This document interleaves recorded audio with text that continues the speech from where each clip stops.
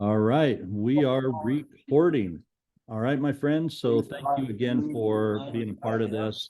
I do want to thank our guest speakers with us today. Brad Forkner is coming to us live from a trade show, which you can hear a little bit in the background. And then David Sloan is coming to us today from Shipman, Illinois, sitting with a service provider out in that part of the world. So we're going to have quite a bit of activity going on here today. The core topic, Brad, I might just mute you while we get started here, and then I'll bring you back in, hopefully. Sure. That works for you. So yes, we'll go ahead and get started. The core topic, the series that we want to put together with you guys, and it really came about by conversation in one of our last meetings, is, what are some of the core topics that people want to hear about? And one of the things that came up is, how do we farm for profit in different stages of the year? And one of the things that I started looking at several years ago, and I think Brad Forkner will also agree with this, that one of the ways we want to start looking at planting season is right from the combine seat. When the combine is rolling is really when we should be thinking about the season starting. And there's a lot of reasons behind that. So we're going to touch a little bit today on our mindset and maybe how we can look at things a little bit different, see things a little bit different, start to think about things a little bit different. So we're going to touch on that. Brad Forkner has also brought a great presentation to help us understand and visualize what is actually taking place in the soil profile as we want to start thinking about and prepare for the planting season. David Sloan has some sensor data that he has prepared for us to look at from historical data, then when we had plenty of moisture in the soil profile, plenty of planting season moisture, and then 1 year directly thereafter we didn't have enough. Now, under irrigation, there's things you can do with that. In rain-fed environments, there's not a lot you can do. But when we know that information and to what extent that information exists, we can definitely manage profit differently. So that's really the gist of this entire series, is what can we do pre-plant for profit. The second part of the series will be planting to pollination. What should we be thinking about? What should we be looking at? What should we be considering after the seed goes in the ground? The third element then is pollination during the pollination period, that period of time, not a very long period of time, but it's a period of time that is extremely critical to the plant. So what are some things we're preparing for in that season? And then what's that like? What do we need to be thinking about during pollination period? And then after pollination, it's all about getting that ear fill and getting that test weight on and getting that harvest ready to reap and finishing really, really strong. One of the things that I've also noticed is the way that we end will also be a big determinant on the way that we start. What kind of residue are we leaving in the field? What kind of biology activity do we have leaving in the field? Nutrition left in the field. There's a lot of things to think about. So as the one crop comes to an end, we're building into another one. And there's a lot of subsurface elements that sometimes we can forget about when we're harvesting. And those are things that we really want to start learning to focus on at a different level. So with that being said, I think right out of the gate, we'll bring Brad Forkner back into the fold here. And I've got a presentation here for Brad.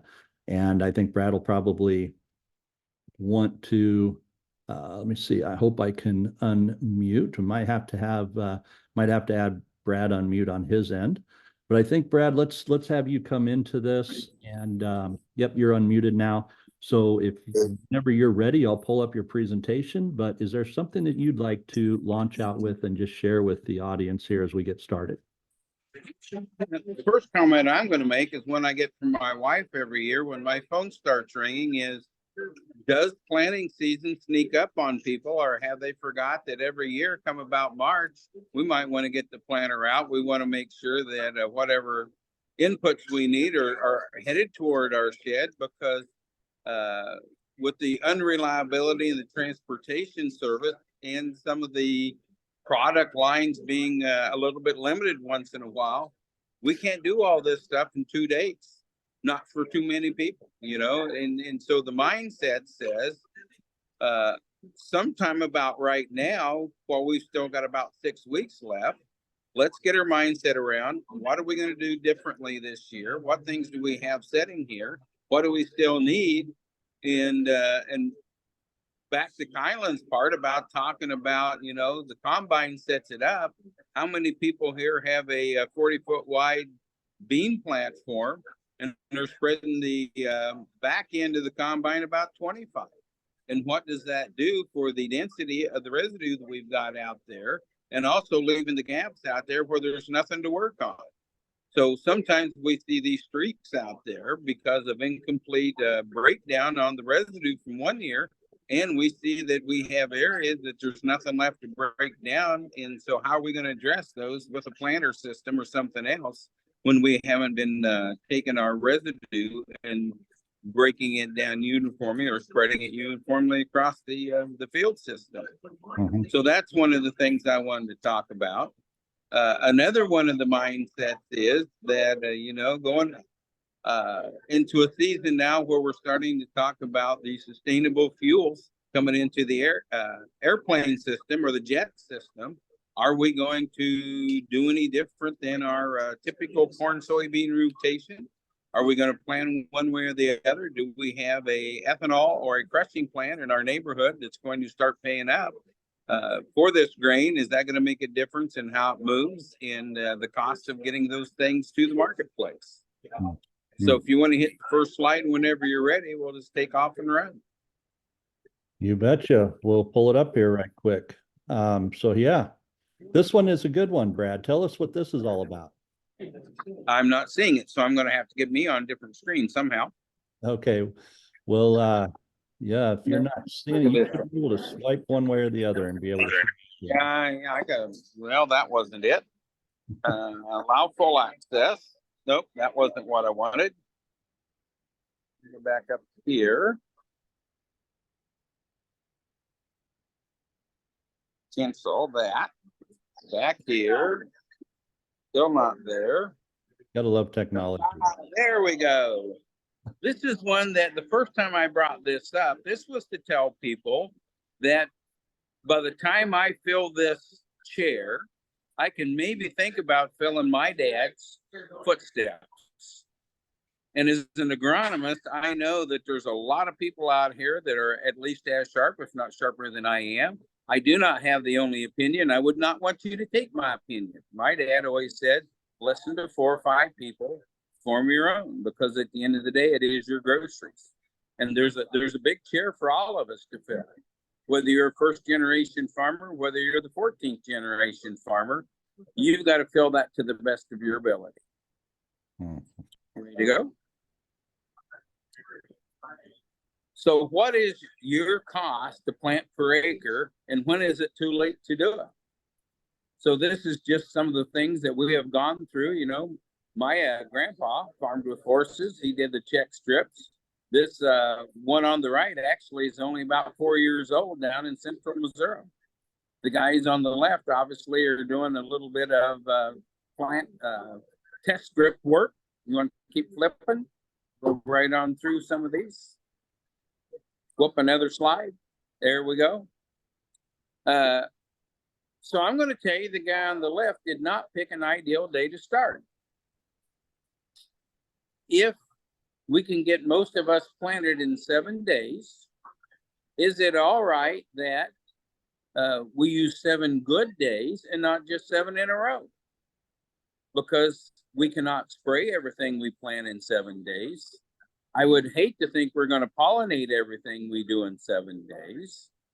I would hate to think that we need to combine the things we start in 7 days. We're going to have stock quality. So why in the world are we out there pushing not good times for seed to soil contact? Why are we taking the chances on smearing the sidewalls? Why are we taking the chances on pushing all the air out of the ground that we have? stop me, ask questions at any point, or go ahead and move on.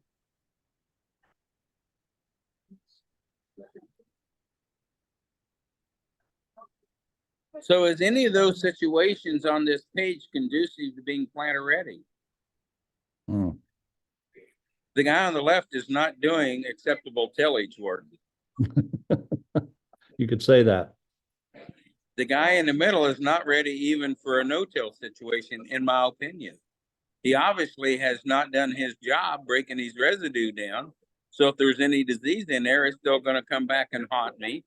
It's going to hairpin some of those stalks in there, which is one of the ways that we get into our Pythium and our Phytophthora and our, our early seedling diseases by hairpinning the residue back into the trench. And the guy on the right obviously worked it when it wasn't right, and he's got clods he's going to roll around all year. Let's go again. Yeah. Brad, while we're on this one, I met with a farmer the other day, and this farmer has had the opportunity to work with you in the past, and you actually were on his farm and went through some of his fields with him. And one of the things that he was most proud of at that moment in time, before you met with him, he was really proud of the fact that he could see 3 crops on his field. He was on a corn, wheat, and soybean rotation. And one of the things that he noticed is he could see all those crops in his no-till situation. And you made comment to him that that's not always good.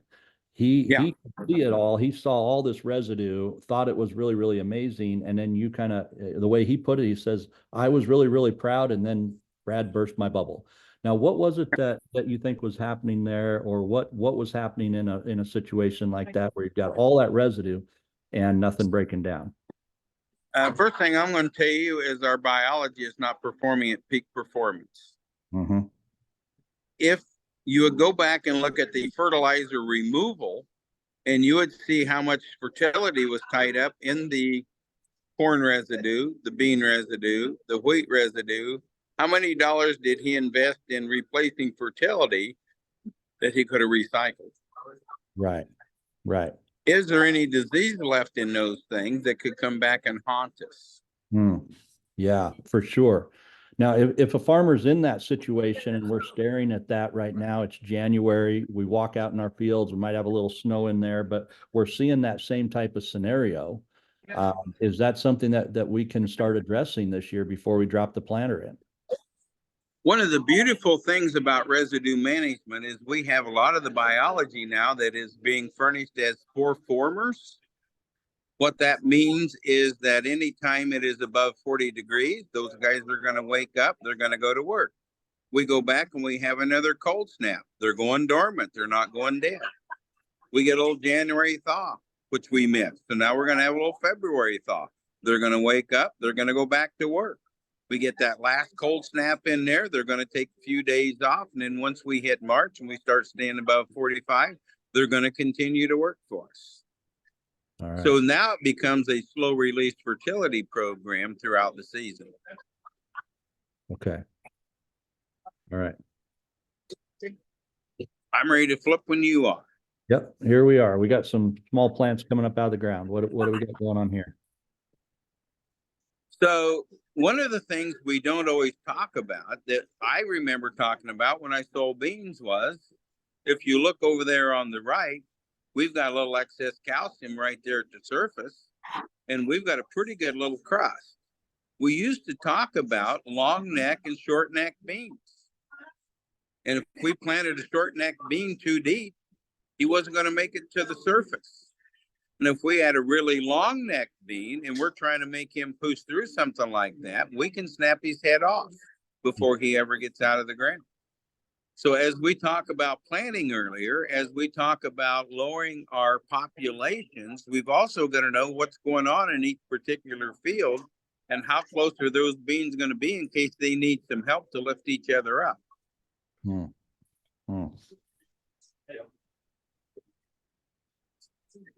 We can talk more about this. The middle one, see that little white pile down there? Yep. That's my fungi. That's the guy everybody calls Mike. Mike is ready to go to work. So Mike needs to be able to touch something to work on it. And you get out there in the western side of things where we leave all the stock sticking up in the air to catch snow. I'm all about that. But let's at some point think about using that spore formers or something to start letting them come back and give us some fertility in season. We also have things now that if you've got a cover crop coming in, sitting on top of your residue like that, they will not affect your cover crop. They only break down dead material. So that's another thing that we can use to our advantage when we're trying to leave something green, and maybe we're going to push it down later and use that for weed control, but we can still do the residue management underneath of it. All right. And we can go again whenever you want to. There we go.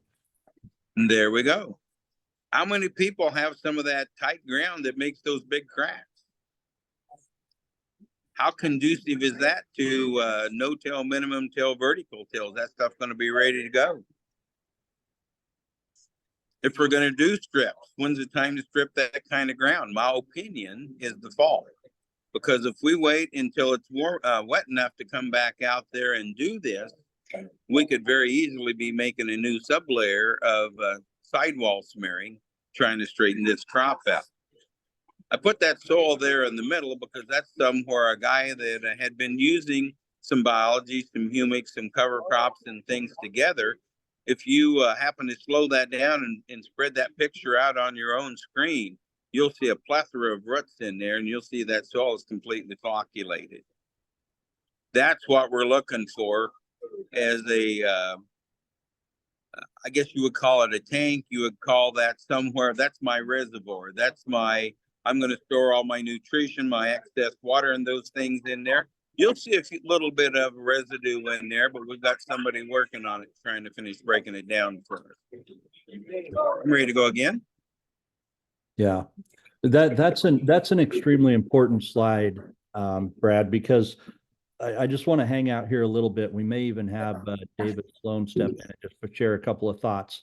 This condition right here, when we have sensors in the ground, it's obvious. It's extremely obvious the water holding capacity difference from one soil to the next. When you've got that tight soil that's really, cracked and this and that and the other, you're going to get water down those cracks. But that type soil is just not holding the water that we need when we need it most late in the season. And there's a tough environment right there. Yeah. We're gonna, if we notice this stuff right now, we're not gonna be able to change this stuff in 1 year, can we? I mean, we're gonna have to look at this in the long term to get this soil to loosen up and work like this. What kind of time frame are we looking at? If, I used to tell you it was at least a 3-year project. If we get the biologies pumping, if we use some of the humics and different things that are out there, if we get the base saturation of our calciums back where they need to be, we use some of these cover crops. If we're going to go down there and we know we've got a plow pan at 8 inches, we better be hoping to send roots down there 15 or 20 so we get enough of them through there to start cracking that, to start making our channels, so that we can get exudates as far down as we can, so we can get the biology and the oxygen down there. If we're going to grow worms 3 feet deep, we got to get air and oxygen and moisture back down there to make that happen. Then we get those channels down there and it feeds on itself. It's back to that old competitive exclusion. Every day we make gains, the other guy gets pushed back a little farther. And the faster we do that, now we're going downhill, we're going to be the winner quicker. Yeah. Okay. David, I saw you just jump on here. I know in the past you have had the opportunity to work with different sensors and different types of soil. And I know you've got some data that you're going to share, but probably not right at the moment. Can you share with us some of your experience, though, of what you've seen in these different types of soil conditions? The reason I wanted to jump in is because, as the comment Brad made before about wanting to break down the biomass, get the microbes really working and breaking it down. I would have been a little crestfallen like that other farmer you talked about that said, hey, I've not only got last year's stubble, I've got the year before. Aren't I doing a great thing?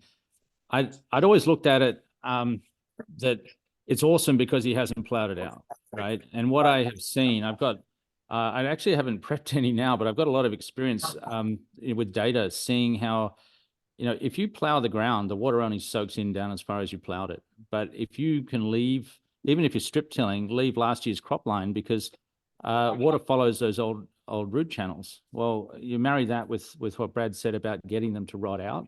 Now you've got pathways to take that water into the ground. And so, just the comment you just made about getting roots through tight ground and then letting them rot out. Now you've got a pathway to get that water through.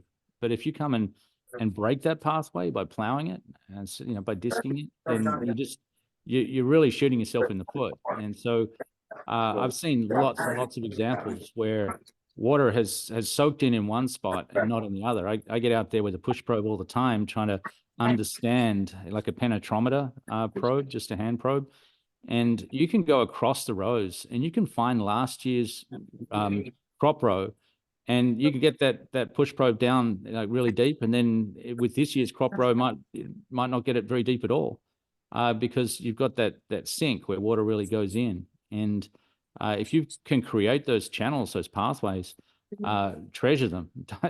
Don't break them, because that's how the water gets in. That's how you get the oxygen in there. It's how you get all your biology. And it really makes a massive difference. Well, and another thing, David, that you and I have seen using sensors is the pathway difference between the row versus right at the row. Yes.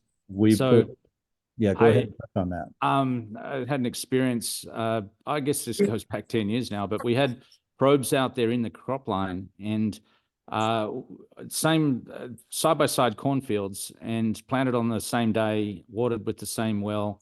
Everything was identical, but on one side, water was only penetrating 8 inches. On the other side, it was penetrating to 20. And what we found out after lots of questions is that one was corn on corn and the other was corn after wheat. And you could go along with a push probe, that penetrometer, and after the wheat crop, and there was standing wheat stubble there, hadn't broken down, but it was, I could get that push probe down everywhere, down 20 inches. And the water was soaking in 20 inches because that's where last year's roots were. After moving around, going up the rows and across the rows, we could find last year's corn roots. The farmer had actually planted on a diagonal, so he changed his planting direction from year to year, and so it wasn't like in the interrow space, but you could find where last year's corn crop roots were really easily, just by probing around. And it was quite amazing to find that, and that's how the water got into the field, because he was a no-till farm. Yeah. That's probably one of the things that I have seen when you're planting on a 30-inch row.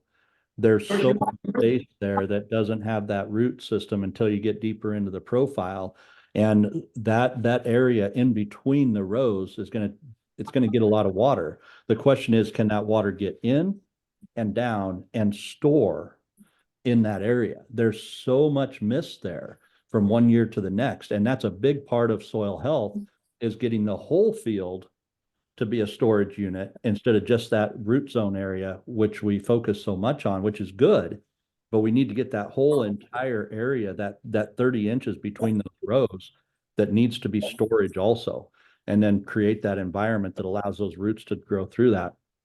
We both see massive issues there, David. But it's not just this year's roots; it's last year's roots and the roots from the year before. And you just don't want to break those pathways into the soil. Right. Well, Brad, we'll come back to you, but that's some of the things that we have seen with soil sensors, is getting the entire profile, not just that area around the roots, but the entire profile really active, has been critical. Yes. So have you noticed a difference where we are multiple years into strip till? If we haven't moved the strips over, are you seeing a difference in the channels being more open or not more open the farther you got away from the strips? My experience is that it really is last year's crop line is where that water soaks in, but it can take a lot of water. And these days we're actually encouraging people to slow down and put more water on per pass. There's a limit to how much water the soil can take, how quickly it can take it in. And so this really helps by creating those sinks, those pathways in. And it makes a huge difference, especially, if you're cultivating, that just wrecks the infiltration rate. Yeah. To really direct towards your question there, Brad, about, if you're stripping in the same strip year after year. I actually was with a farmer down in Kansas, and him and I were walking through the fields talking about what was laying on the ground, talking about biology. And that was one of the things that he mentioned, and it caused him to start splitting his rows because Yes. we were getting hard right in between the strips, and the strip was doing well. But even when we started digging down into the row, we were missing the roots in that in between, that bare spot between the strips. And it was, if there's no roots there, that soil starts to get hard. And we're not pulling any nutrition out of there, and we're not holding the recharge. We've lost part of our storage unit. That's right. That was my concept.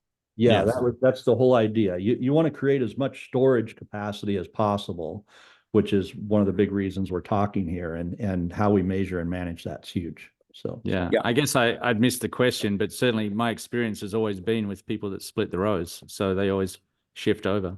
So Yeah. all right, let's keep going here, Brad. Okay. Got some more soybeans to talk about. So there's some more soybeans trying to come up. What happens when we see on the left, we've got that one crack going all the way down? What's going to happen to our seed to soil contact and the ability to germinate over there on the left? For some reason, again, maybe because we went in there too wet, you can see that there was definitely not a consistency in the texture of the soil where they planted there, because look at the difference in the elevation of that as you go down that road. Mm-hmm. So whether that's down pressure, whether that's, gauge wheels, whatever it is, that's one of the things we've got to watch for. And that's one of the things we need to go out there and maybe just do some dry runs to see what kind of a pattern are we going to make out in the ground that we're getting ready to put our seed in a high dollar investment into. And is that okay?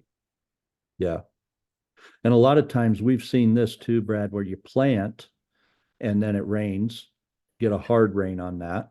Yes. And on that bare soil, you can really, really, really, crust that over hard. And that leads to uneven emergence.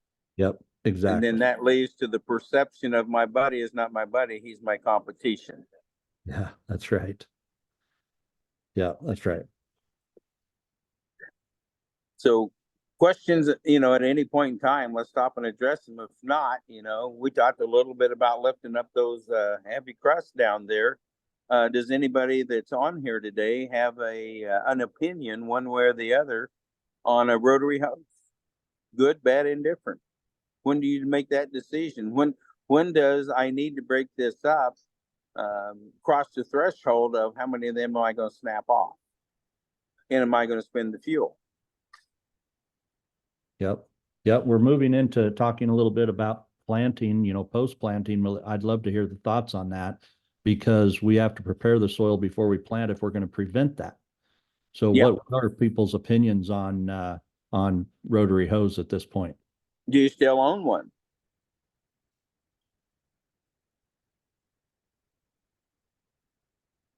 And people can answer that, and we can go on and come back and pick it up. Yep.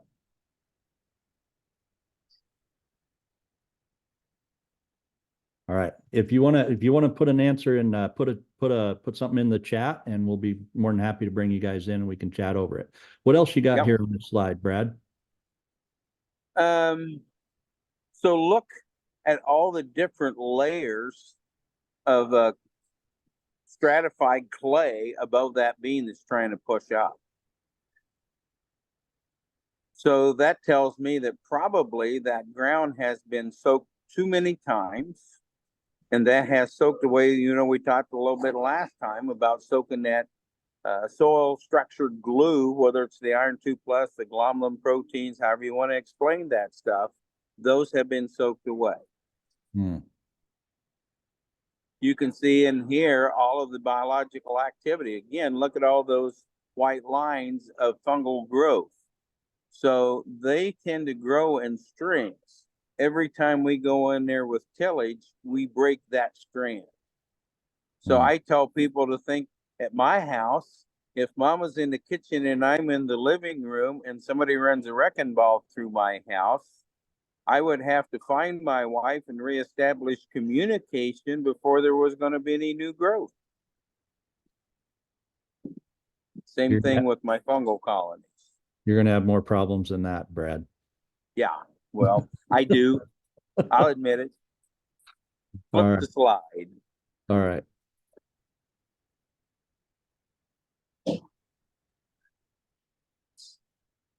You can see here, we obviously planted in some dry ground. We've got a very limited moisture. The plants won't even stand up straight. What do we do at that point if we don't have any more water to bring in? Mm-hmm. Is there any chance in the world that we could go out there and get enough water on there to bring that back around?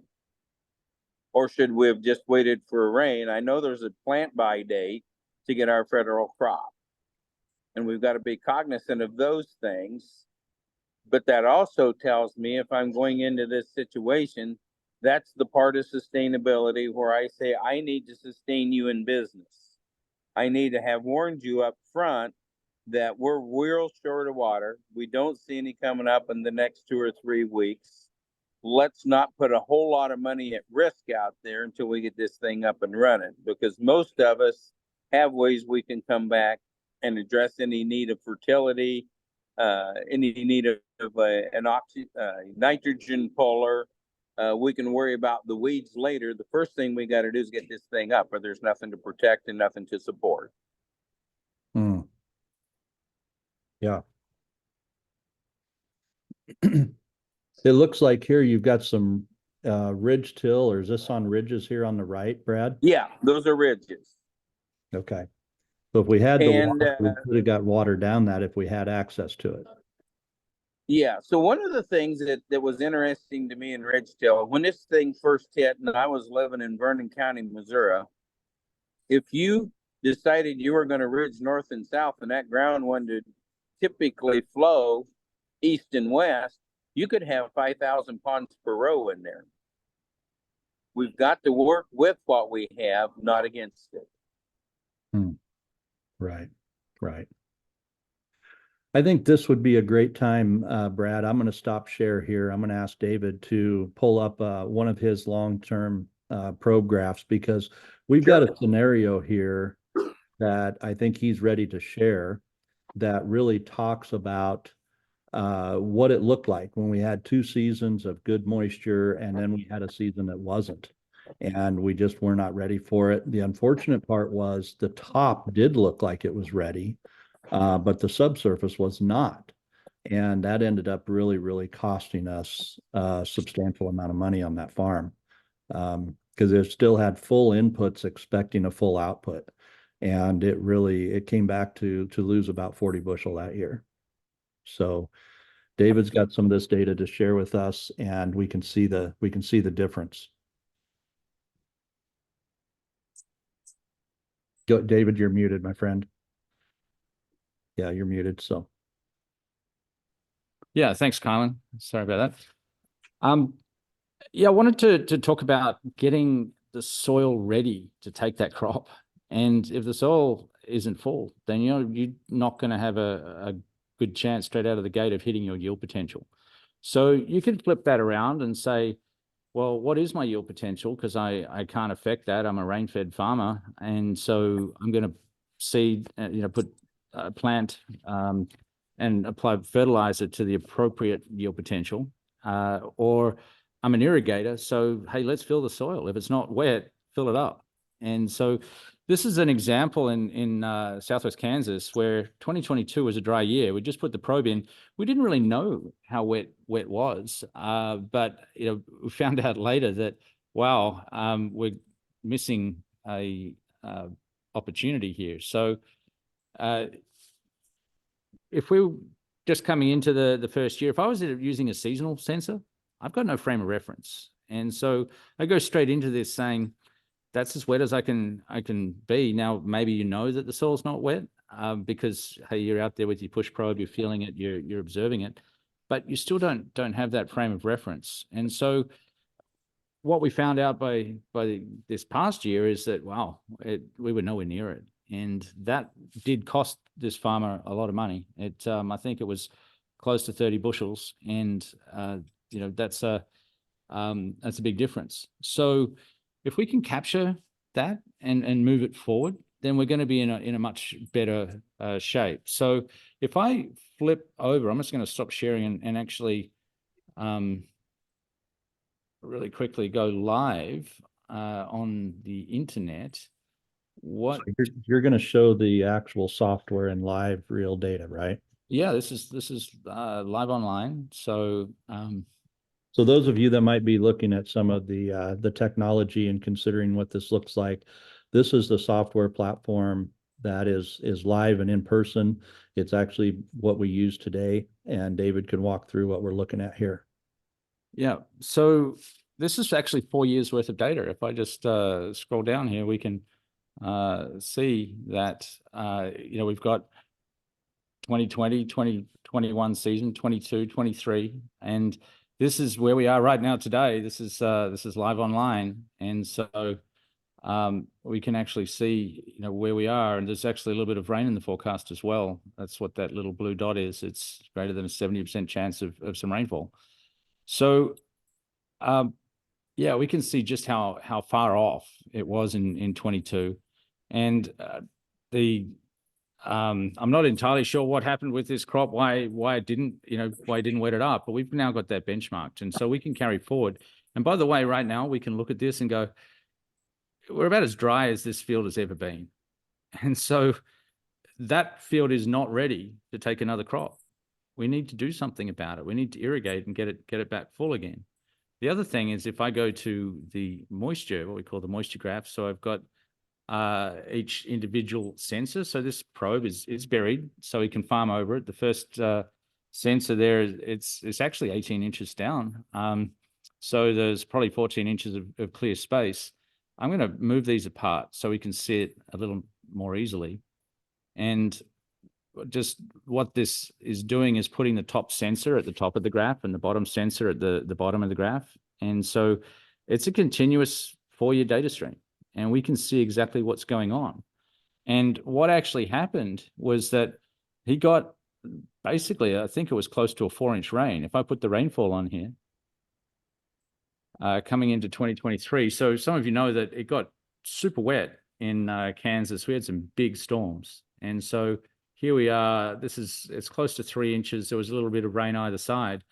If I turn that back off again, we can actually see that this really large rainfall event, which you would expect to do a lot to fill the soil, really only moved the blue line, the green line, and the red line. Didn't move the needle at that orange level, which is it did a lot. The rainfall went down 3 feet, but it was the subsequent rainfall that actually started to move even deeper. And so just because it rains doesn't necessarily mean that you get the full value of all that rain. And you need to actually see what's going on underneath to really be sure of that. And the fact that we can now run season after season after season together means that we're going to collect these wet points. We're going to collect these dry points. So the longer we go, the more confidence we're going to have. This becomes a truly calibrated gas gauge for the soil, and we can see what's going on.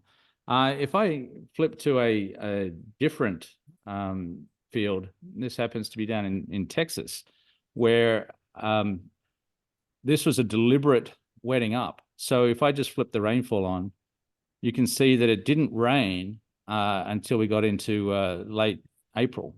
And so rain actually had an effect. But prior to that, we went into this with their eyes open saying, hey, we're down here and we've got to get back to full. And I know that because this probe has now been in for 5 years, and we've got it really well calibrated to know how full should be. And if I uncheck, this is on a relative, so we're sort of 100% is it's like a gas gauge. It's full, the soil's full. If I just go to the calibration, take that off, I can look at this. Now the calibration is not, it hasn't been calibrated for this site, but I can see we're about 3.5 inches, and up here at full, we're up around close to 13 inches. So, we're over 9 inches that this is saying that we need to go from down here to get it back to full again. And so you can do the math. And in this case, they did and said, well, it's going to take us a little bit of time to get there. So we've got to start back here in March. You can plan for that. And so run the pivot slowly, get the water in.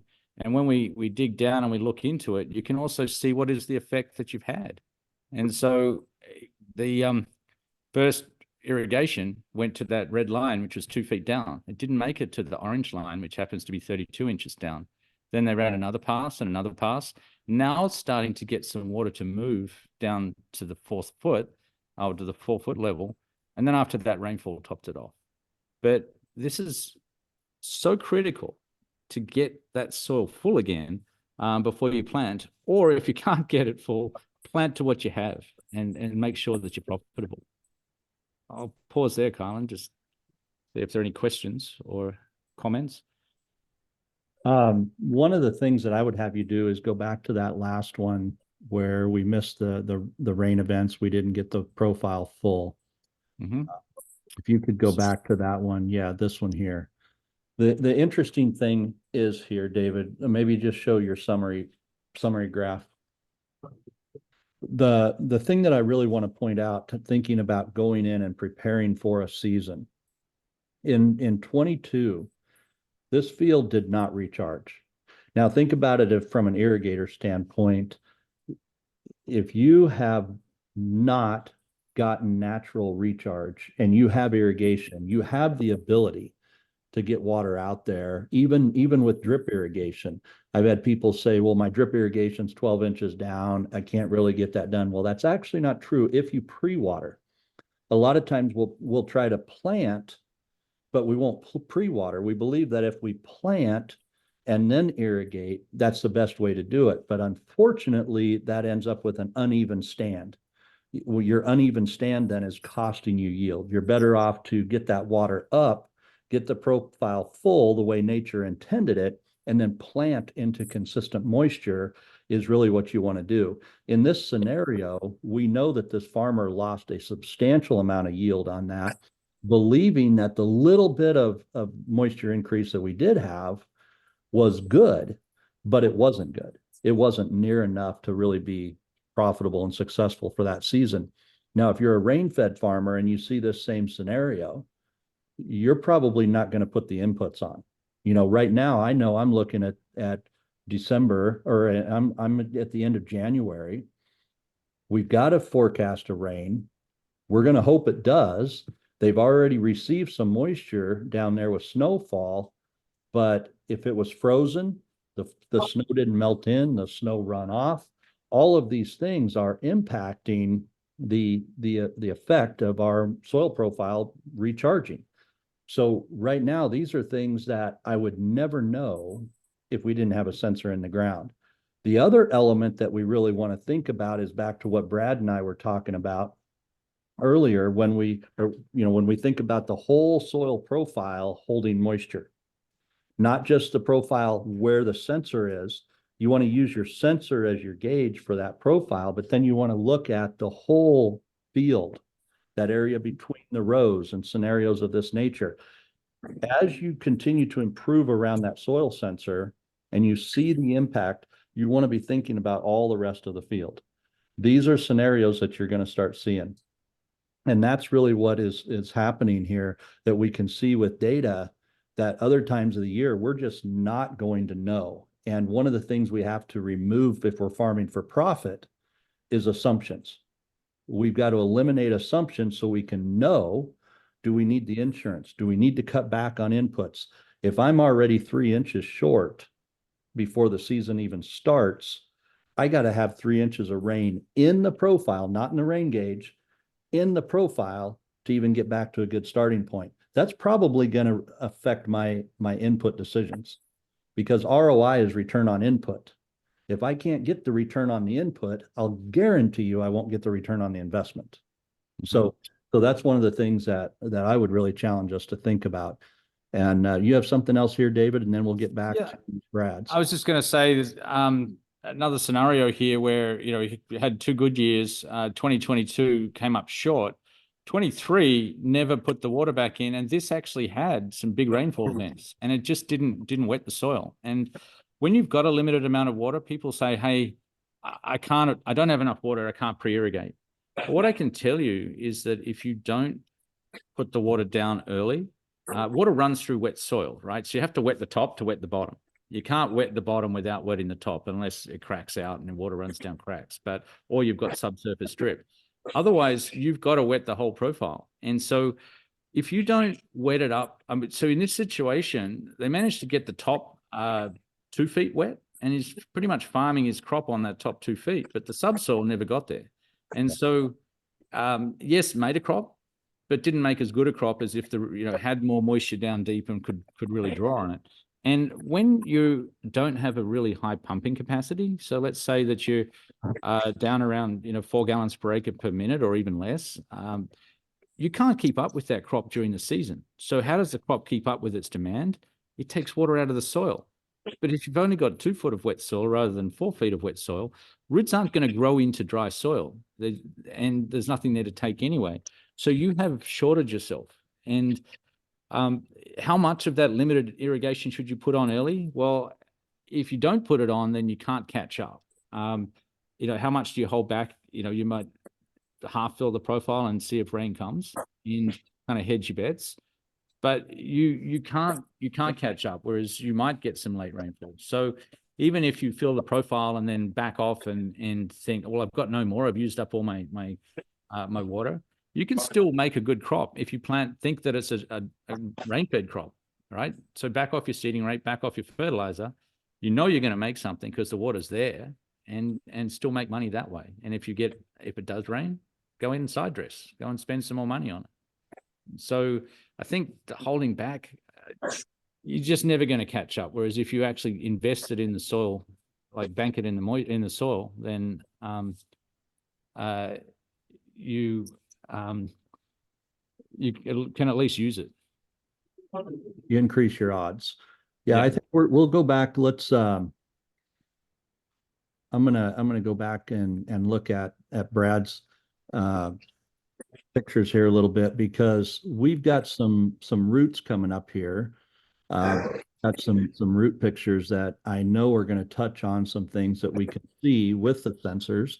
We just talked a little bit about being able to see in those rain-fed environments what that root zone might look like. And I think we're going to talk about some of the plant root development that was going to tie to that. Brad, what do you have going on here? So I have adequate moisture. I had the soil in a receivable area to where to me, that's almost ideal situation.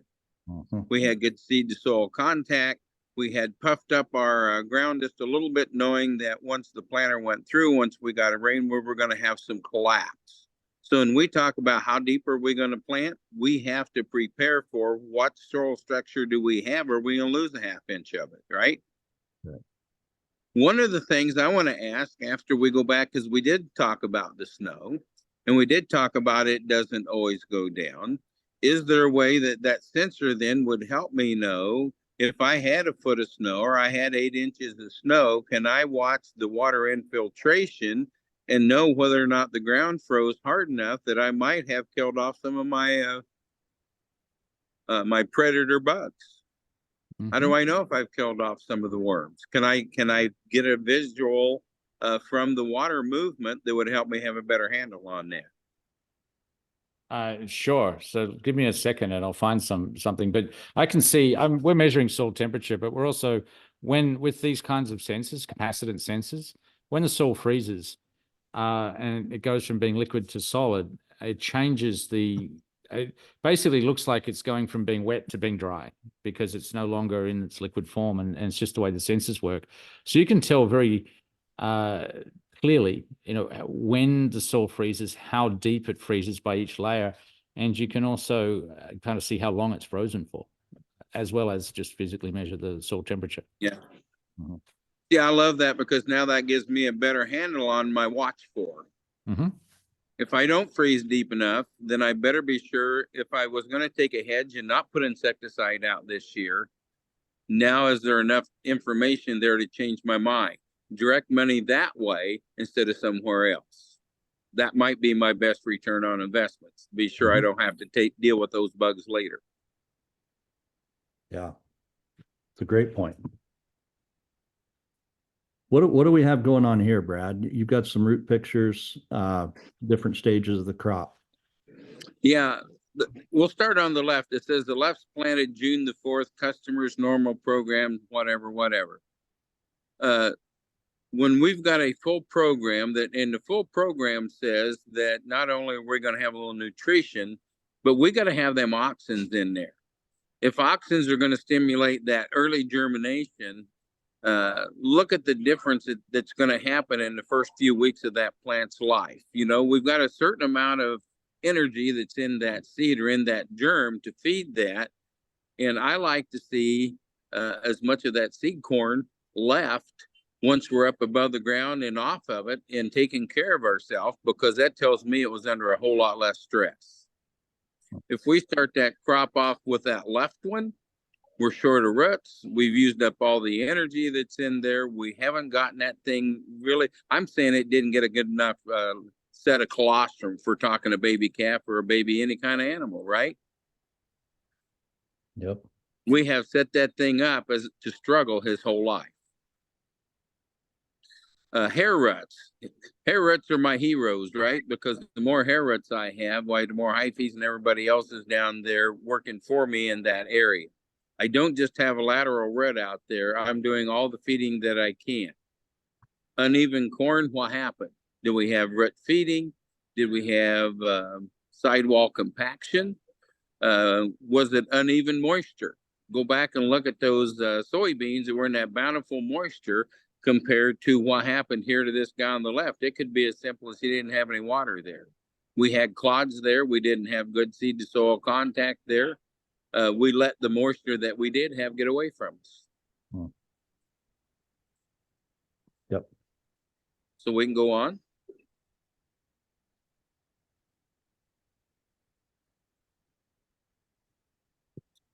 Again, in the middle, look at that mass of hair ruts in there. It's not just the length of ruts, it's the amount of surface area we are accessing to pull fertility and water from. You can see the guy on the right, maybe he got frosted just a little bit. If you kind of blow up the tip on that corn on the right, he is not dark green all the way out to the edge, is he?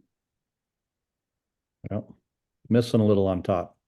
Missing a little on top. Again, if we're thinking optimum, he's not supposed to have bad days to start with. Go over to the left. Again, you can see that we have a lot of lateral roots there. We do not have the total root mass that we have there in the middle, but we've already shot down. So what does that tell us? We grew toward heat and we grew toward moisture. And if we're not deep enough and the ground wasn't warm enough, sometimes heat isn't down, is it? Sometimes those boogers turn around and come back up on us. And if we start out just feeding out of that top 5 or 6 inches, again, it's just like not having enough free water. Are we going to be able to come back and make up that time? Yep. That's an important element, again, to the soil structure, the thinking about the whole field, not just in the row, but the whole field, everything between the rows, because those little root hairs are so critical, as everyone knows, as you mentioned, those root hairs are your hero. That's huge on getting nutrition into that plant in a timely fashion. And when your soil structure, your air to oxygen ratios are not in good shape, those little root hairs die really fast. they'll die Yes. out really fast. And if those don't live a long, healthy life, that impacts the health of that plant very, very, very quickly. So that whole soil structure is critical with that element. We can scroll on up. This is something that I have talked about or known about for 6 or 7 years. Does anybody here know what the analyte, the hypochlorous acid, the HOCl molecule is?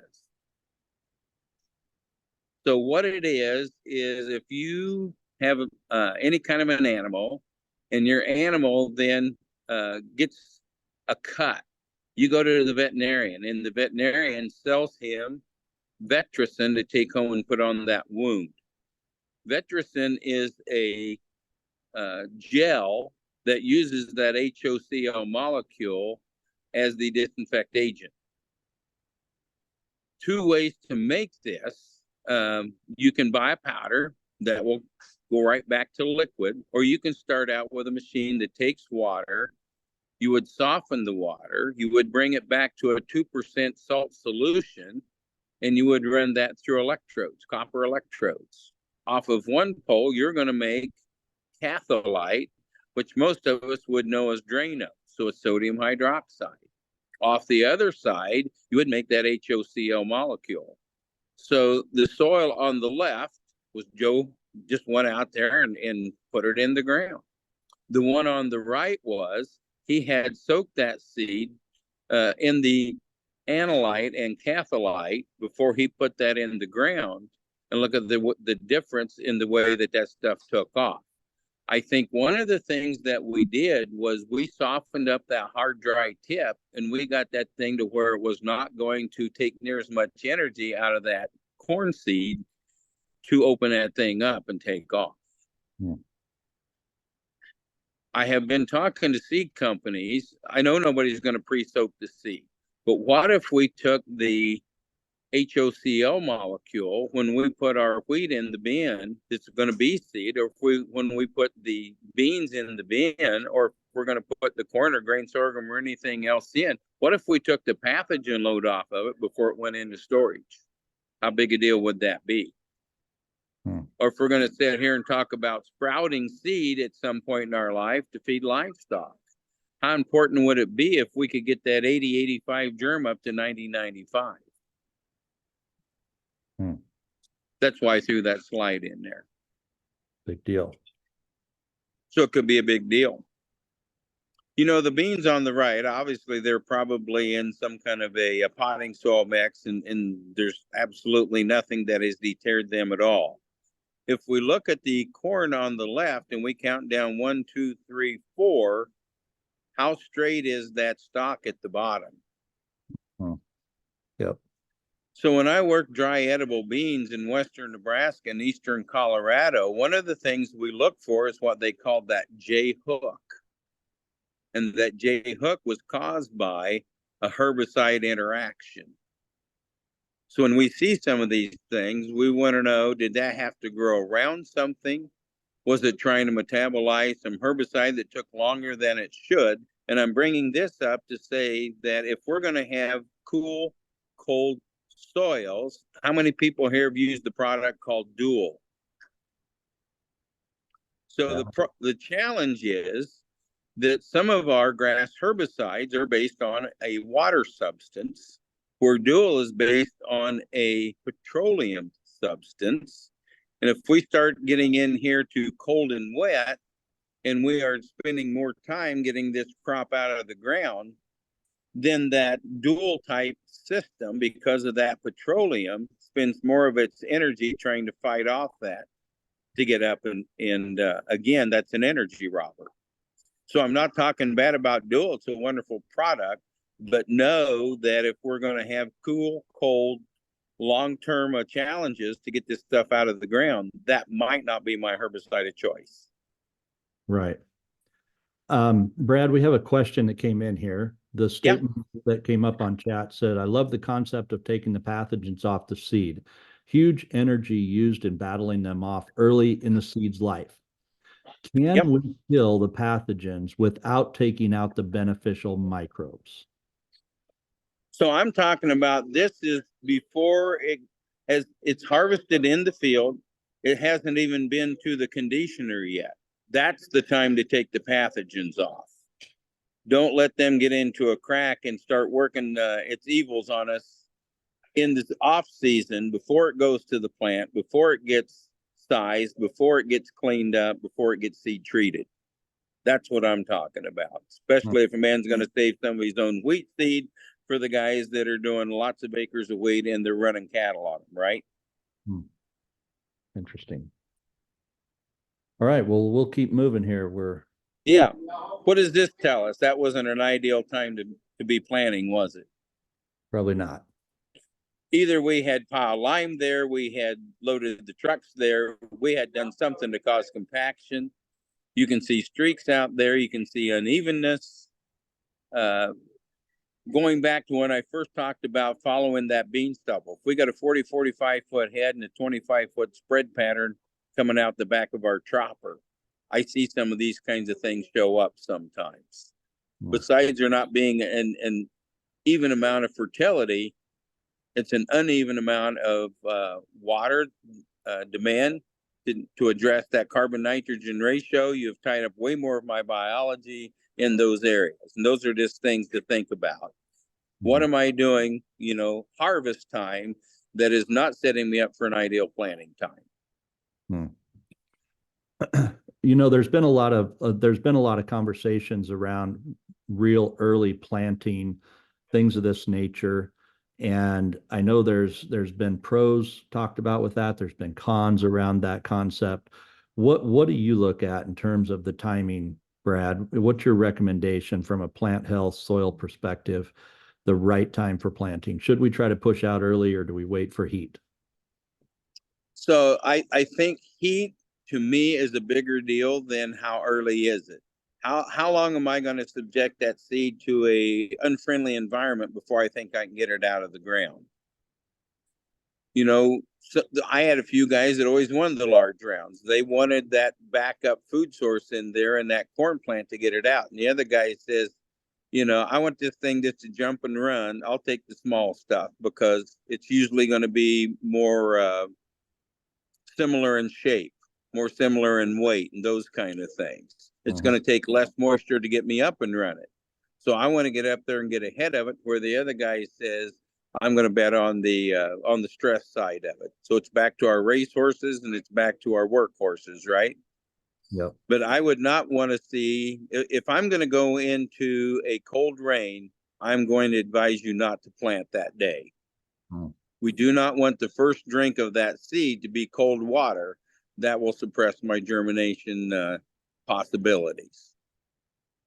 Well, here's an interesting concept. This came from a very long-term farmer and agronomist out of Southwest Kansas. Southwest Kansas, compared to where we are, they're not going to freeze as early. They have what would be considered a little bit longer growing season. But here's what they've learned, that if they plant really early, they stress more, it takes a lot more energy, takes more water to get that crop to harvest. They've actually done research for 30 years in a row, and the optimum planting date, they said if you could plant everything in one day in Southwest Kansas, it would be May 18th. And that's the day that gives the biggest yield, or the biggest ROI, return on their inputs. They get the most money on that day. And in a large percentage of the time, they're getting their maximum yields there. Substantial amount of water savings. Their water goes a lot further. And they found that works so much better than going early, trying to really push. Yes. So that's something that we've learned down there, is it just really doesn't pay to try to push this in earlier. But then they get into the risk of timing with insurance and things like that, of course. Yeah. Southwest Missouri would be the same way. We've tried planting, group 5 beans. We tried planting early beans down there. I think what you found out is that might be the ideal time to have the quickest turn to get us around to that June 21 where we're going to flower and bloom. We haven't burned up a bunch of energy. we haven't put too much of the fertility we have in there, therefore the water, into building a whole lot of vegetation that we may or may not need. That may be the quickest access to get just enough vegetation to get the blooms to set, to get the blooms to hold, and keep them going and plump them boogers up before we run out of water. Yeah. Well, it's an interesting concept because I think that goes back to us thinking about, again, preparing for planting. What kind of a mindset do we want to have? What kind of a headspace do we want to have going into planting? Are we farming for profit? Are we farming for yield? Are we, what are we really focused on? And to get that plant up out of the ground in a timely fashion, we need heat, we need consistency, and there's a time for that. And I think the big part of it is, which environment are we actually going to be planting in? What is our core objective? So we make sure we focus in our area, our region of the world, to hit our core objectives from a financial standpoint. I think that's huge. We have to think about not what we read in a newspaper or what we hear on a podcast, but what we can learn to know in our own fields. Yes. I think that the theory behind that up north is that we're going to, if that day, that daylight and dark, if it peaks around that June 21, their theory is you're going to hit a side of that on both sides of that bell curve. So the northern boys are trying to get that first set of blooms on, especially in a white mold area. If we can have those blooms on and set, now we don't have open blooms when we get that splashing rain that puts the sclerotia in there that triggers the white mold. That would be one reason that they would do it up north, which has absolutely nothing to do with what goes on southwest Kansas. Mm-hmm. Yeah. So on the left side of this slide right now, and then we'll come back to whatever you want to say, how do we break down herbicides, right? 3 things: time, temperature, and moisture. So obviously, either the guy on the left had drifted on to the neighbor, or whatever we had put out there, maybe we doubled up on that corner, but we did not get that herbicide broke down in time. That was just something I wanted to point out. If we've had a really late bean crop in there or something else, and then we're going to go in there and plant wheat behind it, for example, and I had guys call me up and said, my wheat's dying. I said, I'll call your chemical rep. He'll be tickled to hear that, because for the so many days after you sprayed that on beans, his guarantee was, if it ain't a bean, it ain't living. And we always have to think about plant backs, especially if we have not had enough heat or we haven't had enough moisture. Yeah. Interesting you bring that up. It's one of the conversations I've had with many different farmers over the years when we look at adoption planning, whether it be an adoption of a technology or a practice or whatever the elements are, it's so important that we forecast and start planning at least 2 years out at a minimum. 3 years out is better. The one thing that we found with a lot of the growers that we work with on our crop rotation planning, when we think about herbicide, when we think about those types of things that are in those soils in the wintertime, we're expecting certain things to happen. A lot of times it doesn't. So when we're preparing to plant, again, we're just kind of making an assumption when we're going into dropping the seed in the ground. And when it comes to carryover, when it comes to those types of elements, if we're forecasting meaning we've got a plan 2 to 3 years out, we can go back and look and say, here's what we're doing. This is our plan for this year, next year. Maybe I'm going to make a different decision this year because I know what I'm doing next year. I know what my target is, and I'm going to plan according to that target. And we're not just guessing when we get into the season. You're being proactive to create your own economics than to be reactive, wondering what the markets are going to do. That's what farmers have told me. They've said, we can't control the markets, but we can control our actions, and we can control our plans toward the market. So they're actually pre-planning to make their own economy versus trying to respond to just the markets in and of themselves. Does that make sense? Oh yeah, you and I talked about, previous to this, the purpose of having some kind of a template that says this is my 1, 2, 3 year objective, and then figure out exactly what happened, and can we stay with that, or we have it on an Excel type spreadsheet so we can say, you know what, this is what we were going to do. We've got to make this adjustment based on what really has happened here in the last 10, 15, 20, 30 days. And On the herbicide carryover, you know, my edible bean boys, if they're needing acres, they'll go out there and they'll get into a cornfield 6 weeks before planting, and they'll bring 5 gallon in there and they'll put beans in there. Is there enough atrazine or some other kind of carryover that's going to prevent me from making an optimum yield? And is there a better field to do it, or I'm not going to do that this year. I'm not going to participate. Yeah. Another question came in here. Would humates in the furrow by the seed help with any chemical leftovers that can impact the seed germination and growth? And the answer is yes, but the answer is also it's not going to inactivate this year. When I have told people that over time, humates will go in there and they will help grab a hold of you. I mean, I grew up with Aldrin and some of those things that had a significant half-life that were out there a long time. Why do we not use Lorsban around our houses anymore?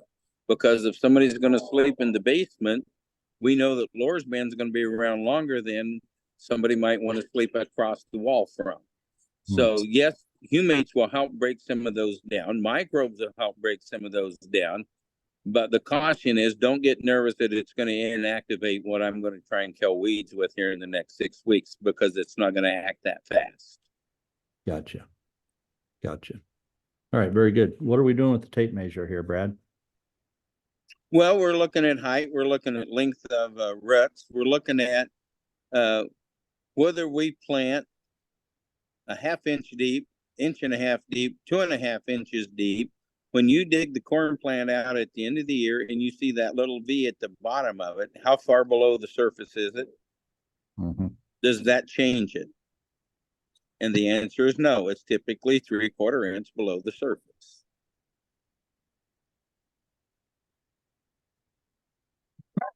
And I just threw these worms out here because I hear so many people talking about composting worms and spraying worm castings. Why don't we just grow worms in the whole field? Not a bad idea. Not a bad idea. No, I totally agree. Well, Brad, this is good. Yeah, David. No, I was just gonna. I had managed to grab a couple of slides. You talked earlier about did you get frost? How deep did the frost go? How long did it last? And I just wanted to give a real quick example of that, because I've got some here where, if you can see my screen, following along here, this blue line happens to be at 8 inches, and it takes a dip, and then it comes back up. That's because the soil is moving, or the moisture in the soil is moving from a liquid to a solid.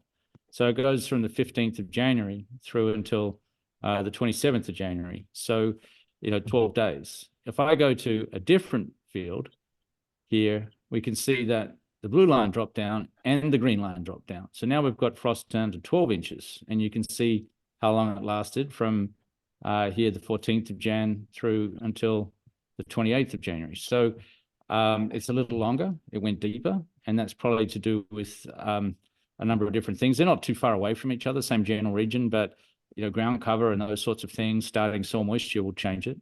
And another field again. And so here we've got the same deal where we've gone down to 12 inches. Didn't make it to 20 inches, but you can see how long it lasted and how deep it went. And so that's it's good to know.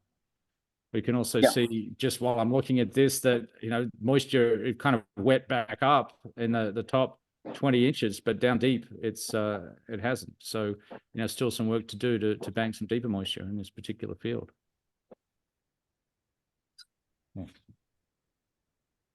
Very good. And that's going to come back and impact what you're planting into in the spring. No ifs, ands, or buts about it. So guys, we've gone 15 minutes over our allotted time. We've had a few people jump off. I know there were some that had to get back to work, etc. So why don't you just give us a thumbs up if you can, if this has been brought some value to you. We'd love to know if this has been a value. And we also want to hear your feedback. Shoot us an email. Let us know what your thoughts are. And, Question? Yep. Yep. Any questions that you have, any thoughts, comments, requests, that's what we have. So before we jump off though, we're here, we're available. Do you have any questions or things you'd like to chat through?